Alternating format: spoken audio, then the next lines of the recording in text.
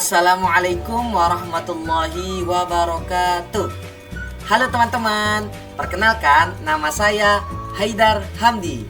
Jadi pada kesempatan kali ini saya akan menjelaskan kepada teman-teman tentang metode faktor integral.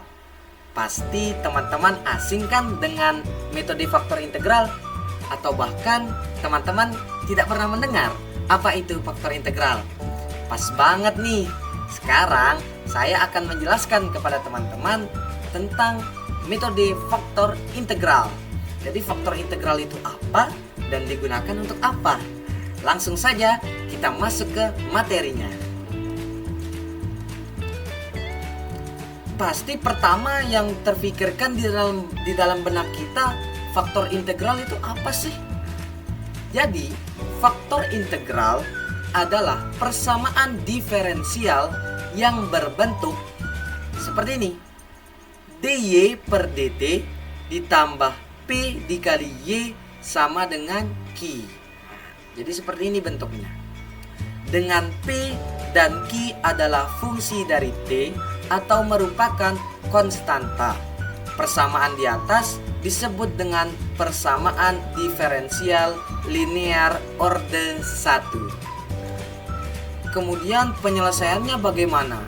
Penyelesaiannya kita bisa menggunakan faktor integral, yaitu mengalihkan kedua ruas persamaan dengan faktor integral.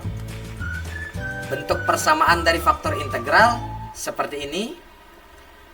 Fi merupakan singkatan dari faktor integral sama dengan eksponensial integral P dikali Y dt. Mungkin jika hanya sekedar teori saja kita kurang paham. Nah, maka oleh karena itu kita akan mencoba menyelesaikan contoh soal agar kita dapat mengetahui bagaimana langkah-langkahnya, step per step dalam menyelesaikan soalnya. Kita langsung saja. Nah, di sini ayo berlatih. Buat teman-teman yang sedang menonton bisa mempersiapkan buku maupun itu kertas atau menggunakan pulpen juga. Jadi kita akan bersama-sama menyelesaikan soalnya. Mari kita lihat contoh soalnya bagaimana. Contoh soal. Nah, jadi di sini contoh soalnya adalah dy per dt ditambah 6t dikali y sama dengan eksponensial 9t, yang dimana y pada t sama dengan 3. Jadi di sini t-nya sama dengan 0.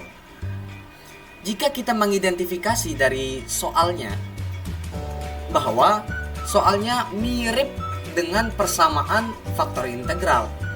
Di sini sudah ada persamaannya di atas. Nah, maka kita bisa menentukan nilai p-nya berapa dan nilai q-nya berapa. Nah, di sini nilai p-nya adalah 6t dan nilai q-nya adalah eksponensial 9t. Kita lanjutkan untuk penyelesaiannya dengan menggunakan persamaan faktor integral. Sini sudah ada teman-teman. Faktor integral sama dengan eksponensial integral P dikali Y dt. Nah, kita langsung saja masukkan rumusnya. Dan kemudian nilai P yang sudah kita temukan langsung kita masukkan saja. Setelah kita masukkan, barulah kita mengintegralkannya. Nah, maka kita mendapatkan hasil atau eksponensial 3t kuadrat. Kita telah mendapatkan hasil dari faktor integral. Langkah selanjutnya adalah kita kalikan faktor integral atau hasil dari faktor integral ini dengan soal kita. Jadi kita memiliki 3 unsur di dalam soal kita. Ada dy per dt, ada 6t dikali y, dan ada eksponensial 9t. Jadi masing-masing akan kita kalikan dengan hasil integral. Maka akan menjadi seperti ini. Kemudian kita bisa merubah ke bentuk sederhananya. Bentuk sederhananya seperti ini teman-teman. Jadi bentuk sederhananya seperti ini. Bagaimana sih cara kita untuk menemukan atau merubah bentuk dari yang sebelumnya seperti ini menjadi bentuk sederhananya. Nah, di situ kita bisa menggunakan konsep untuk mencari U dan V, yang dimana rumusnya itu adalah atau persamaannya U V sama dengan U aksen dikali V ditambah U dikali V aksen. Maka dari sana kita akan menemukan U dan V-nya dan tinggal kita menyatakan dengan soal. Maka kita dapat menemukan bentuk sederhana dari soalnya. Ketika kita sudah menggunakan bentuk sederhananya, di sini dt-nya bisa kita pindah ruaskan ke sebelah kanan. dt-nya kita pindah ruaskan ke sebelah kanan, maka akan menjadi seperti ini. Nah, jika sudah seperti ini, maka tinggal kita mengintegralkannya saja. Jadi kedua ruas akan kita integralkan, baik yang kiri maupun yang kanan. Nah, di sini integralkan kedua ruas. Yang tadi hasil yang kita dapatkan kita integralkan masing-masing. Nah, di sini integral d y eksponensial 3t kuadrat, kita akan menggunakan rumus integral dx sama dengan x. Maka jika kita merujuk dari rumus tersebut, hasil dari integral yang dari ruas kiri adalah y eksponensial 3t kuadrat. Nah, kemudian untuk integral yang sebelah kanan, dia agak kompleks. Maka karena agak kompleks, kita bisa menggunakan perangkat lunak matematika seperti MATLAB atau integral.wolfram. Maka kita bisa menemukan nilai dari integralnya. Di sini saya sudah menemukan nilai dari integralnya dan ditambah dengan C. C ini merupakan konstanta. Kemudian langkah selanjutnya adalah hasil integral ini, nah, khususnya yang di sini yaitu E atau eksponensial 3t kuadrat, kita akan pindah ruaskan ke sebelah kanan, ke sini. Kita akan pindah ruaskan ke sebelah sini, maka kita akan mendapatkan Y sama dengan 1/6 eksponensial 3t kuadrat ditambah 9 ditambah C eksponensial 3t kuadrat. Nah, jika sudah seperti ini, maka tinggal substitusikan nilai Y dan T. Tadi nilai Y-nya adalah 3 dan T-nya itu sama dengan 0. Nah, maka tinggal kita masukkan saja nilainya.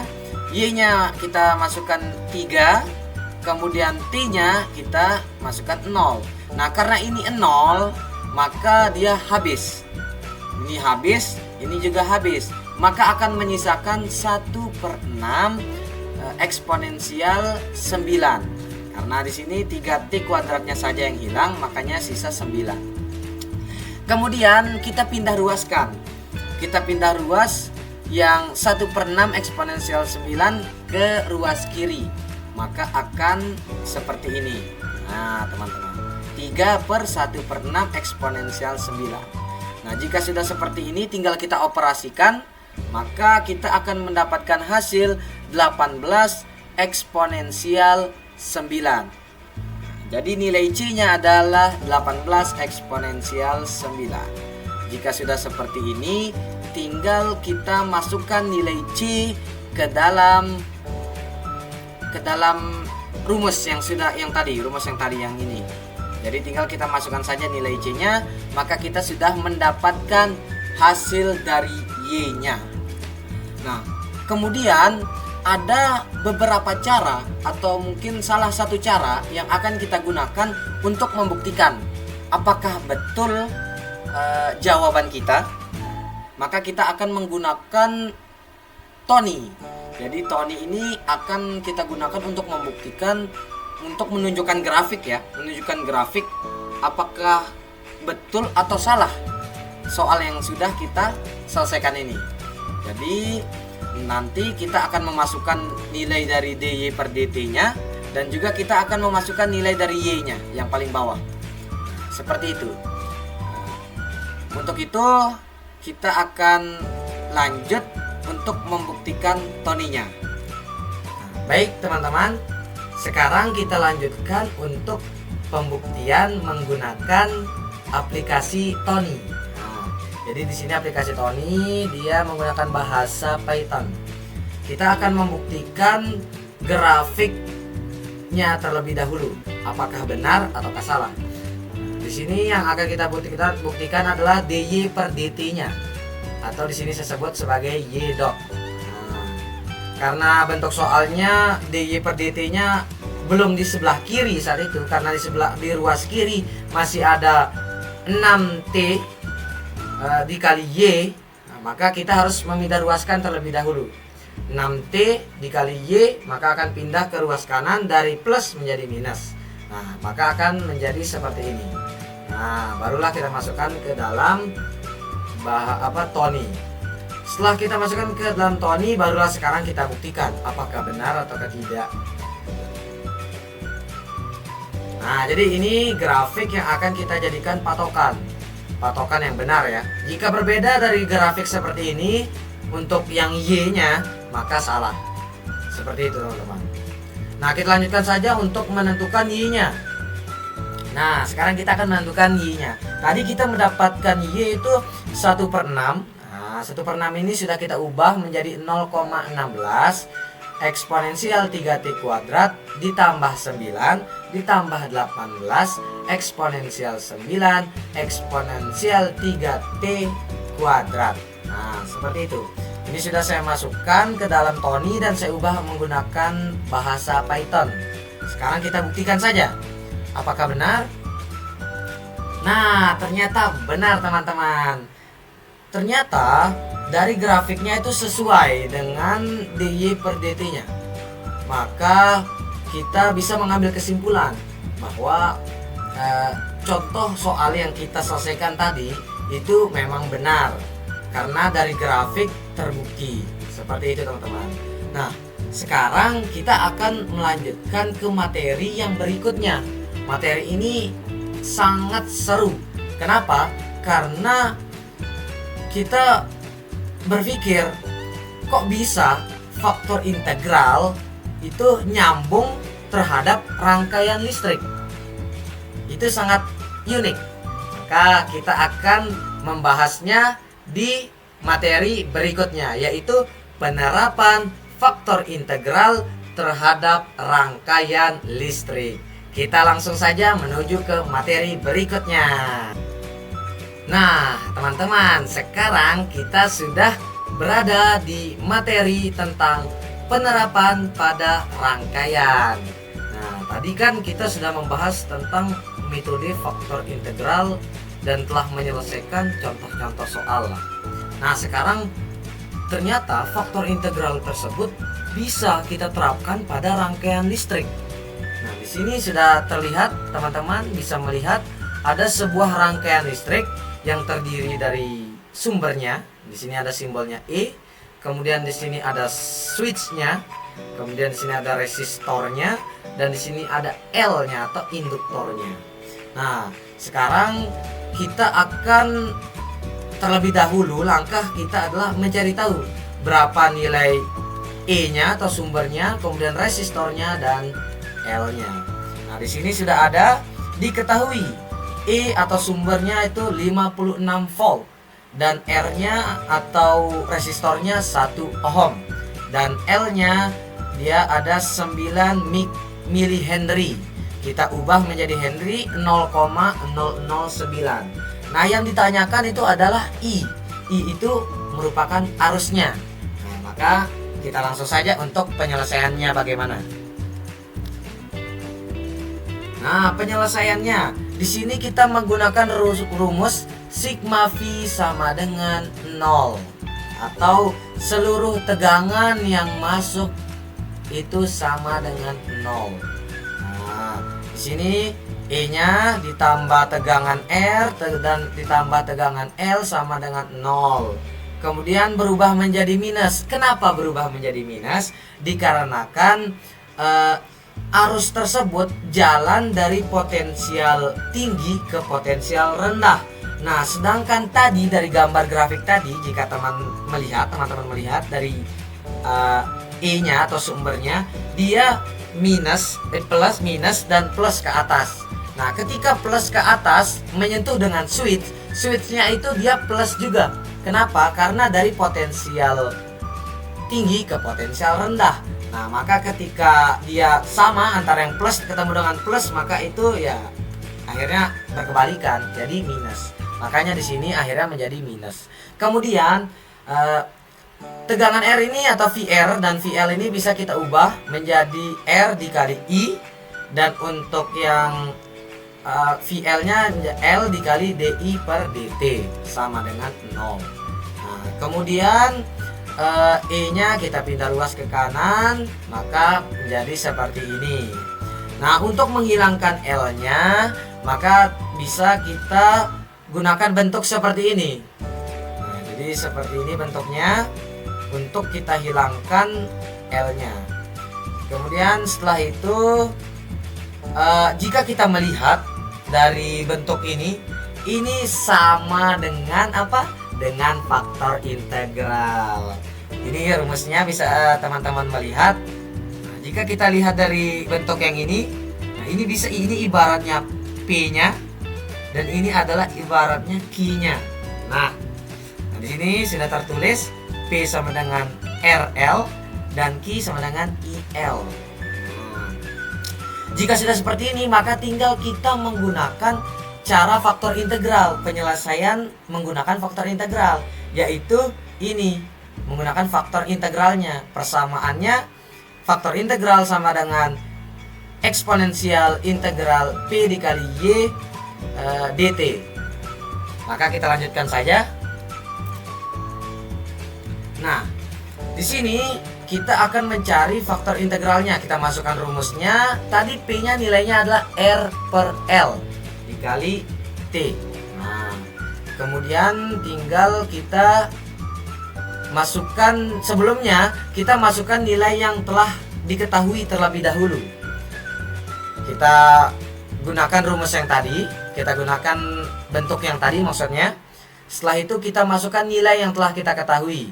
R-nya 1, kemudian L-nya 0,009 dikali I sama dengan I per L, L-nya 0,009 dan E-nya 56. Kemudian setelah itu 1 dibagi dengan 0,009 hasilnya 111,1 dikali I terus sama dengan 0,009 dikali 56, yaitu 6.221,6.